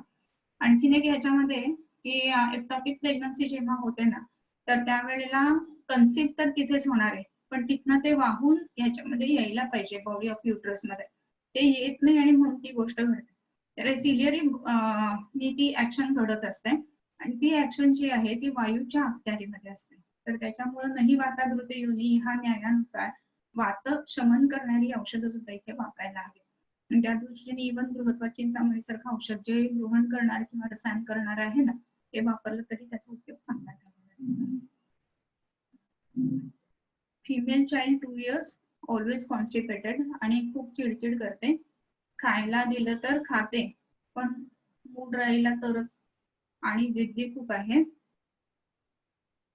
नाही दिलं तर जोर जोरात रोते. तर असा विचार काय करा. ओके, फिमेल चाइल्ड 2 years ची आहे आणि खूप रडते थोडक्यात म्हणजे पलकने विचारलेलं आहे तर आणि चिडचिड करते. तर सगळ्यात पहिली महत्वाची गोष्ट ना मुलं चिडचिड केली ना की त्याच्या डबल आई चिडचिड करत असते. तो आईचा पारा एकदम चढतो आणि अजिबात खायचं काय खा नाही तर असं केलं की ते सगळंच बिनसून जातं आणि मग मुलं काही खात नाही त्याच्या पुढे. त्याच्यामुळे खूप चिडचिड करायला लागली रड करायला लागली ना तर पहिले एक ग्लास स्वतः पाणी प्यावं आईने. शांत बसावं. हे थोडंसं काउन्सिल करायला पाहिजे बरं का आयांना. आणि आताच्या आया खूप जास्त बिझी असतात तो त्यांना वेळ नसतो. त्या 15 मिनिट्स मध्ये हे फिनिश करायचं म्हणजे करायचं असं असतं. हे 15 मिनिट्स मध्ये नाही जमलं ना फिनिश करायला तर मला नंतर वेळ नाहीये. पण त्या बाळाला आतमध्ये भूक आहे की नाही हे ते बाळ ठरवेल ना. तुम्ही कसं काय ते 15 मिनिट्स मध्ये फिनिश ठरवतात अशी गोष्ट महत्वाची आहे. मग त्याच्यामुळे काय करायचं माहितीये का जर का चिडचिड करते रडरड करते आणि खात नाहीये ना तर आपण थोडस निदान आपण दुर्लक्ष करायला शिकायचं. एक खाणं स्किप होऊ द्यायचं, एक फीड स्किप होऊ द्यायचं 2 वर्षाचा असलं तरी सुद्धा. की मग काय व्हायला लागतं, ते अन्नाचं पचन किंवा सामता जी आहे त्याचं पाचन होऊन जातं. आणि मग जी काही भूक लागते ना मुलांना ती खूप जास्त लागते आणि चांगली भूक लागते. आणि मग मुलं म्हणायला लागतात की दे खायला म्हणून, की मग खायला घालायचं. म्हणजे त्यांनी मागायची आपण वाट बघायला पाहिजे. म्हणजे कसं आहे ना, आता आपण आपल्या सोयीनुसार लंच टाइम झाला की जेवून घ्यायचं, अशी आपल्या पोटाला सवय लावलेली आहे, की जी चुकीची आहे हे आपल्यालाही समजत असतं, राईट? म्हणजे आपण निसर्गाचा नियम पाळतोय का तिथे? नाही पाळत आहे. वेगांना धारेत करतोय का? नाही करत आहे. पण आता आपल्याला पर्याय नाही. ही गोष्ट ठीक आहे, म्हणजे आपण समजून घेऊ. पण बाळाला तर निसर्ग नियमानुसार वागू दे, हो की नाही? तर त्याचा मोठा होताना डेव्हलपमेंट चांगली होईल. सो एखादं फीड स्किप झालं म्हणून काही बिघडत नाही. तर त्या पद्धतीनं ते फीड स्किप करायचं आणि नेक्स्ट फीड आहे त्यावेळेला मात्र मूल घेतं व्यवस्थित. दुसरी एक महत्वाची गोष्ट अशी आहे, की आपण आहार काय देतोय ह्याच्यावरती राहील की ते चिडचिड करते का नाही करते. की भूक लागली म्हणून दुसरं काही खात नाही. म्हणून समजा ते केळा वेफर्स समोर ठेवले, तर त्याला केळा वेफर्सच खायची सवय लागायला लागते. आणि ते चमचमीत लागतं. कुठलीही गोष्ट जी चांगली नसते ना ती पटकन आवडत असते बरं का आपल्याला. एक साधारण नियम असा असतो. सो वेफर्स, चिप्स, भेळ, पाणीपुरी नाव जरी काढली तरी लगेच तोंडाला पाणी सुटतं, हो की नाही? पण हेच जर का आपण वरण भात वगैरे असं म्हटलं तर ते पटकन नाही आवडत. आणि जे रोज मिळतं ना त्याची किंमत नसते, असं होतं एक जरा. सो त्याच्यामुळे ज्या चांगल्या वस्तू आहेत ना त्याही दाखवायच्या नाहीत आणि ह्याही दाखवायच्या नाहीत त्या बाळाला, असं काहीच दाखवायचं नाही. मग 1.5-2 तास गेले ना की जी भूक लागते, की मग त्या भुकेच्या वेळेला मात्र आपण वेळ काढायचा किंवा त्या आईला सांगायचं की वेळ काढ म्हणून, जी कोण असेल आई तिला. आणि मग त्या वेळेला वरण भात आणि तूप लिंबू असं छानपैकी सुंदर वाढून द्यायचं. प्रेझेंटेशनला खूप महत्व आहे. हॉटेलमध्ये आज सगळ्यांना आपल्याला जायला आवडतं आणि ते का आवडतं तर तिथलं प्रेझेंटेशन छान असतं म्हणून. आणि कितीही त्या वेटरला मनात राग असला ना तरी सुद्धा तो प्रेमानेच सर्व करतो आपल्याला, कधी चिडचिड नाही करत. खायचं तर खा, नाही तर जा. हॉटेलमध्ये म्हणला तर चालेल का त्याला? नाही म्हणणार, हो की नाही? सो तसं असल्यामुळं त्या बाळाला सुद्धा आपण प्रेमानेच घालायला पाहिजे, ही गोष्ट महत्वाची राहते. आणि ते प्रेझेंटेशन सुद्धा छान असलं पाहिजे. कुठली तरी छोटीशी ताटली घ्यायची, त्याच्यातच कालवायचं, मग त्याच्यातच ते सगळं वरण भात झालेलं असतं. त्याच वरण भाताच्या ताटलीमध्ये पोळी ठेवलेली मुलांना बिलकुल आवडत नाही आजकालच्या, जर तुम्ही ऑब्झर्व्ह केलं असेल तर. मग ते म्हणतात ताट बदल, मग आपण म्हणतो मला 2-2 घासायला लागतात, की मग जी जमते ना ती मुलं काहीच खात नाहीत, असं होतं. सो त्याच्यामध्ये प्रॉपर तुम्ही वाढायला हवं. म्हणजे हे आईला तुम्ही सांगा बरं का. हे स्वतः आई असेल तर तुम्ही ते चेंज करा, किंवा जर का पेशंट असेल तर ह्या पेशंटला गोष्टी सांगायला हव्यात, कारण हे माहितीच नसतं की हे करायचं असतं. आणि मग ह्या पद्धतीनं वाढून मग प्रेमाने घालायचं. दुसरी महत्वाची गोष्ट म्हणजे खात असताना गॅलरीमध्ये बसलं तरी हरकत नाही. चिव, काऊ, झाडं, पानं, फुलं, फळं, वेली, रंग भरपूर काही दाखवण्यासारखं असतं बाहेर. हे सगळं दाखवत दाखवत मुलांना खायचं. मोबाईल किंवा टीव्हीची सवय नाही लावायची. हे का करायचं? तर ज्या वेळेला पोटात भूक आहे आणि बाहेर निसर्गाकडे लक्ष आहे, अशा 2 गोष्टी घडतात ना त्यावेळेला जिभेची जी चव आहे ना, रसना, ती वाढायला लागते आणि मग त्या अन्नामध्ये मुलांना गोडी वाटायला लागते. नाहीतर वरण भात बघितला की अंग टाकून देणारी मुलं असतात. अशी पण करतात. म्हणजे आक्रस्ताळी असतात मुलं, नाही असं म्हणत नाही. पण कसं आहे ना शेवटी त्यांना मोल्ड करणं हेच तर आईचं काम आहे. नाहीतर आईचं काम काय आहे ना, ती आपोआपच वाढतील किंवा मग आई कशाला दिली असते ना त्यांना. सो त्या दृष्टीने त्या भूमिकेमध्ये शिरायला शिकलं पाहिजे प्रत्येकाने, म्हणजे त्या त्या आईने. आणि हे आपण काउन्सिल आपल्या पेशंट्सना करायला पाहिजे. सो ह्या गोष्टी सगळ्या जर सांगितल्या ना तर उत्तम पद्धतीने मुलं खायला लागतात. म्हणजे ज्या वेळेला पेशंट असं घेऊन येतात ना कंप्लेंट की अजिबात खात नाही, त्यांना 2 गोष्टी असतात बरं का. एक प्रॅक्टिकल सांगते, की अशी आवड असते खूप आयांना, की माझं बाळ काही खातच नाही अशी म्हणण्याची. आणि आपल्या समोर त्या अख्खा तो पुडा वेफर्सचा समोर 5 मिनिटात फिनिश करत असतो तो. तर म्हणजे ते खातंय का नाही खातंय हेही आपण बघायला पाहिजे हां. नाहीतर अशी एक हे असते, की जनरल समाजामध्ये गेल्यानंतर म्हणायचं, की नाही माझं बाळ काही खातच नाही असं म्हणून. तर हे आईचं जे सत्व आहे ना ते आपण आधी तपासून बघायचं, की ती कशी सांगते किंवा काय सांगते. आणि खरंच जर तो प्रॉब्लेम असेल ना तर तसं ते मूल पण दिसलं पाहिजे. नाहीतर चांगलं गब्दूल मूल असतंय आणि पिनो देवदत्त हा दिवानं भुंकतेसारखं चालतंय, हो का नाही? आणि मग खात नाही कसलं आलंय. मग त्यांना मग तिथे आपल्याला सांगावं लागतं, की वजन आणि उंचीचा ग्राफ चांगला आहे याचा अर्थ त्याचं खाणं त्याला पुरतंय. आणि मग तुम्ही काही देऊ नका, हे सुद्धा आपल्याला ठणकावून सांगता आलं पाहिजे. आणि जर खरंच मूल चिडचिड करतंय, आपल्या समोर दिसतंय आईचं काहीतरी हे ओढ पर्समधलं उचका-उचकी कर आणि मला हे दे, किंवा जमिनीवर अंग टाकून आपल्या समोर रडतंय, असं जर झालं तर आपण समजू शकतो की ते चिडचिड करते म्हणून.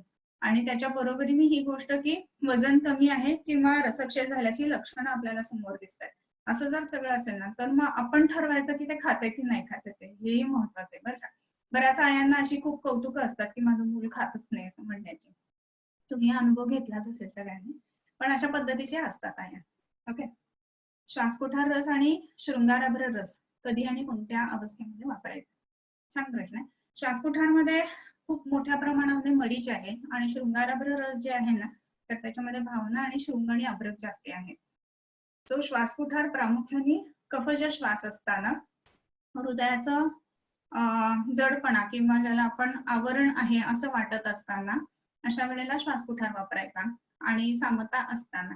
आणि शृंगाराभ्र रस जो आहे ना तर त्याच्यामध्ये विशेष करून आपण त्याला हृदरोगजन्य श्वास म्हणतो किंवा कार्डियक अस्थमा म्हणतो किंवा चालल्यानंतर दम लागतोय असं असताना किंवा खूप जास्त श्रमाचं काम जर का पेशंट करत असेल तर असं असताना अशा वेळेला शृंगाराभ्र रस असं वापरायचा.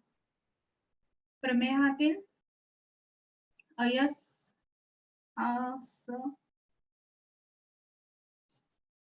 हास्य सुख आणि स्वप्न सुख या तृष्णा कमी करण्यासाठी तृष्णा शमन गण वापरता येईल का? कारण पेशंट सांगूनही दुर्लक्ष करतात. अगदी खरं आहे ही गोष्ट बरं का. सुषमाने विचारलेलं आहे की प्रमेही जो माणूस असतो ना तर त्याच्या हातामध्ये टीव्ही बघण्यासाठी रिमोट देण्यासाठी दुसरा माणूस लागतो त्याला, इतका आळशी असतो तो. जे रिमोटने चेंज करायचंय ना त्याला चॅनल तर ते रिमोट सुद्धा द्यायला कोणीतरी हाक मारतो तो, ए रिमोट दे रे, की मग तो पिल्लू लहान येऊन हातात रिमोट देऊन जाणार. एवढा जर आळस असेल ना तर प्रमेय होणारच, का नाही होणार.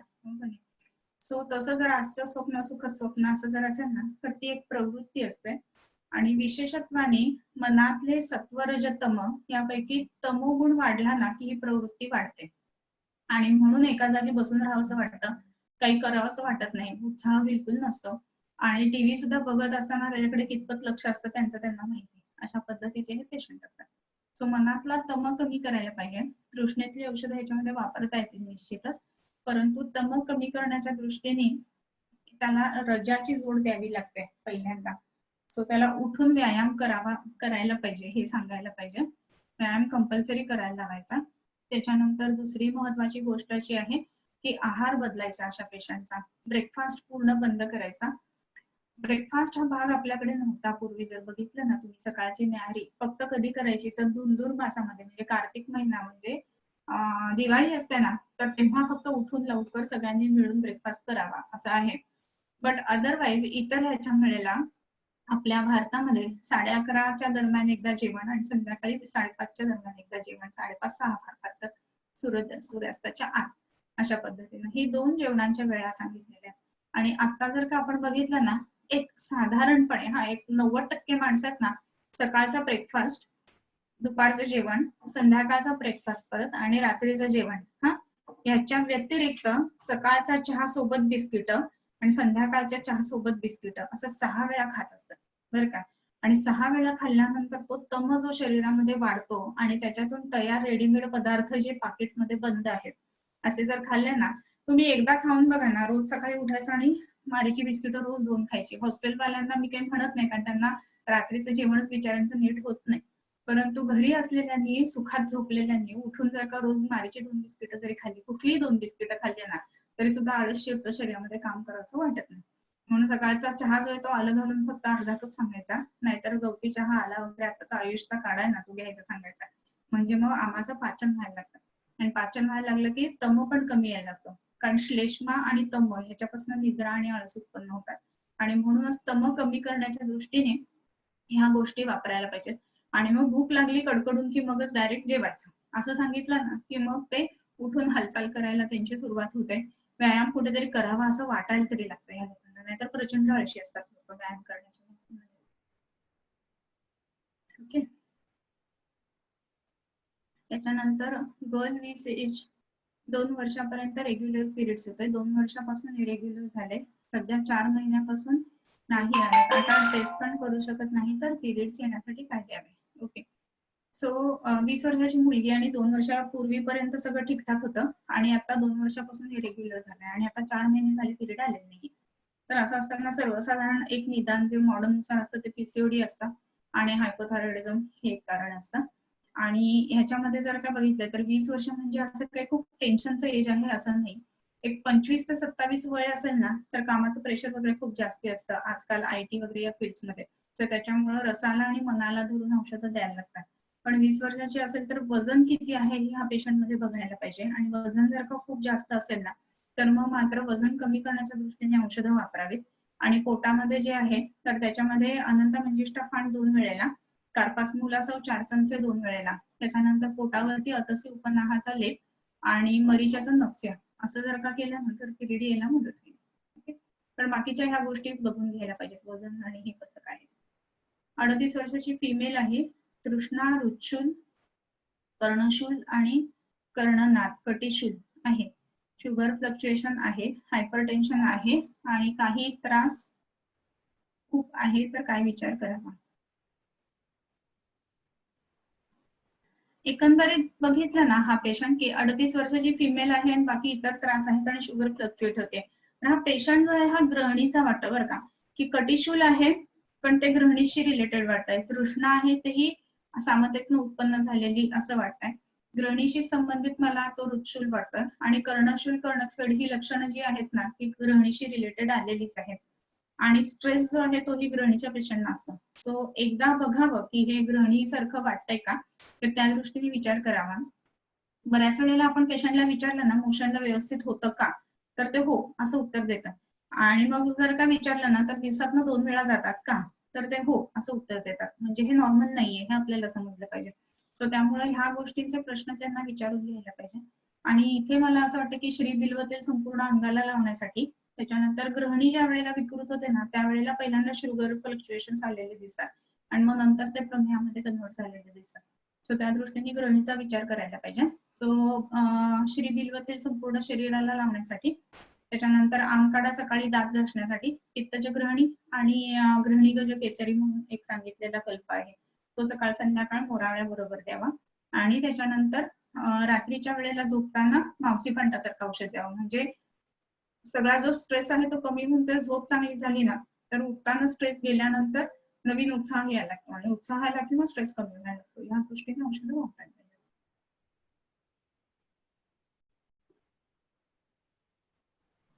ठीक आहे, हा श्लोक मला पूर्ण द्या बरं का अपेक्षा मॅडम. तर त्याच्यामध्ये आदाय पित्तो पवनो रुधिर ओजो हा माझ्याकडे आता समोर नाहीये पण कम्प्लीट पाहिजे श्लोक तर मला सांगता येईल जास्त. मला पाठवलं तरी चालेल ह्याच्यावरती मी बघून सांगते. हा एक प्रश्न घेऊया आणि थांबूया मला वाटतं. ओके. त्याच्यामध्ये मॅम गर्भाशय शिथिलता और मलावष्टंभ इस पे कैसे विचार करना, females 52 years menopause since 1.5 years, पेट फूलना गैस होना, ही मगाचीच पेशंट आहे का? विसर्जन वक्त योनि प्रदेश से कुछ बाहर आए जैसा फील होना, जब तक योनि मार्ग को हाथ से प्रेस करके रखते हैं तब तक मल विसर्जन नहीं होता।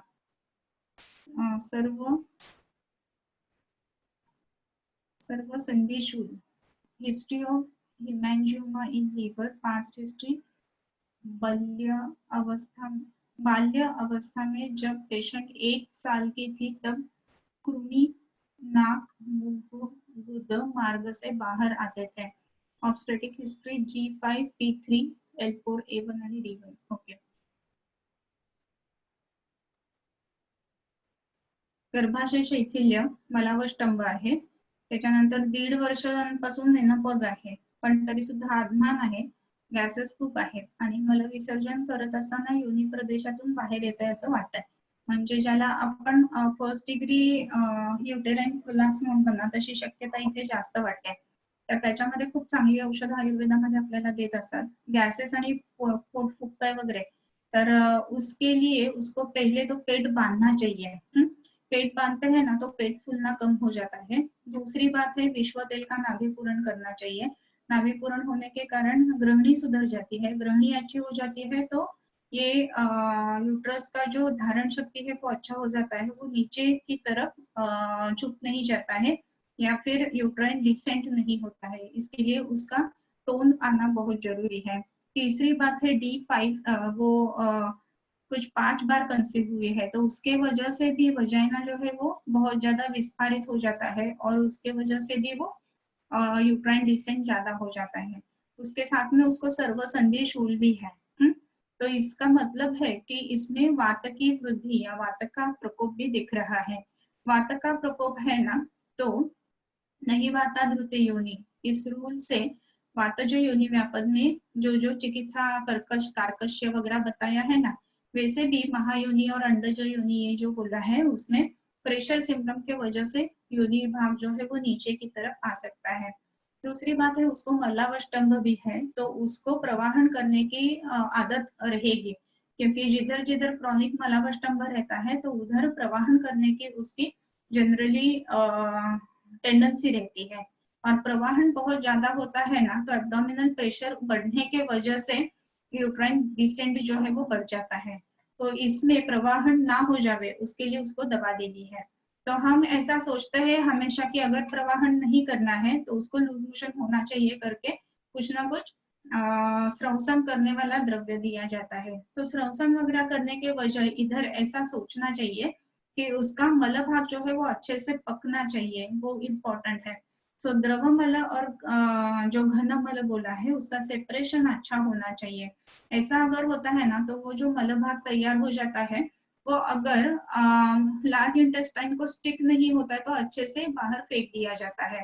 तो इसका जो है उसके लिए शोषमान वन्नी का काम अच्छा होना चाहिए। तो उसके लिए उसको कुछ जो दवा देने हैं ना उसमें गुद के ऊपर रखने के लिए पिचू देना है, गुद पिचू जिसको हम बोलते हैं। तो उसमें धानवंतर तेल का गुद पिचू दे सकते हैं क्योंकि इसका सूतिका का भी G5 है और P3 है, तो उसके वजह से भी उसको सोचना चाहिए। पेट में जो देना है वो पूरा प्रताप लंकेश्वर योग जो है वो देना चाहिए।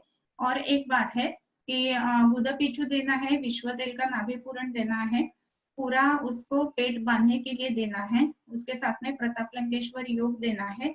और एक जो बिलाजिल करके बिल्व का मगज का आता है ना दवा, ग्रहणी के ऊपर काम करता है, वो शोषमाण वन्नी के ऊपर विशेषत्व में काम करता है। तो उसके लिए उसको वो बिलाजिल या बिल्वावलेह ये देना चाहिए। ये अगर देते हैं तो ये सब जो बातें हैं वो कम आ जाएगी। दूसरी एक बात है कि बिल्व जो है वो भी कषाय रस का है और कषाय रस का होने के वजह से उसको दार्ढ्य आ जाएगा उसके योनि को और वो नीचे की तरफ जो जा रहा है वो रुक सकता है। इसमें और भी एक कर सकते हैं कि रोलर गॉथ जो रहता है वो पूरा ऑयल में भिगो के उसको अंदर पूरा पैक कर देना है वजाइना, सो दैट वो नीचे की तरफ नहीं आएगा यूट्रस। तो उसके लिए वो भी एक हम कर सकते हैं। ओके, सो आपण थांबूया, मला वाटतं उद्यापासून बाळलेक्षणाची चिकित्सा वाचायला गेली. ओके ओके,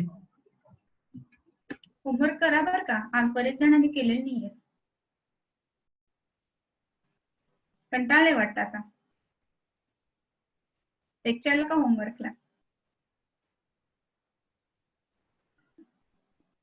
ठीक आहे, करा अभ्यास करा, तेवढा उपयोग तुम्हाला आणि मला दोघांनाही होणार आहे. ठीक आहे, थांबूया मॅडम, थांबूया. हो चालेल.